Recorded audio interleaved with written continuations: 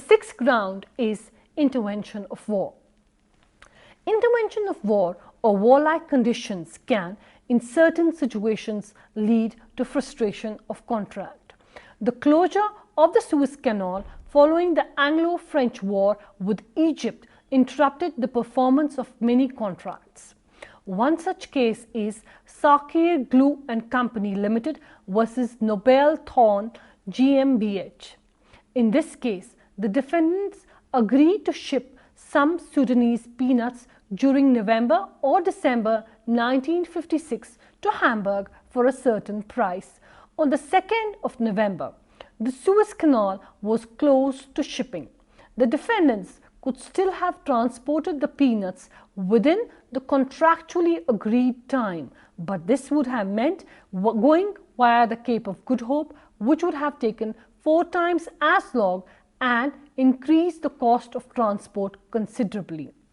The defendants did not carry the goods and argued that the contract had been frustrated. The court held that the contract was not frustrated. It was still possible to perform the contract without any damage to the peanuts. The fact that it was more difficult or costly to perform is not sufficient to amount to frustration. Now, we shall discuss the application of the doctrine of frustration to leases. In the leading case of Cricklewood Property and Investment Trust Limited versus Leighton's Investment Trust Limited, a building lease was executed for 99 years, more rent being payable after the erection of buildings. But before any could be erected, and while the lease had still 90 years to run, building activity was suspended by the government because of the war. Since the lease at that time had more than 90 years to run, and even though it was not clear as to how long the present war was going to last, the length of the interruption so caused was presumably a small fraction of the whole term. The court held that the interruption which had arisen could not be regarded as such as to destroy the identity of the arrangement or make it unreasonable to carry out the lease according to its terms as soon as the interruption in building was over.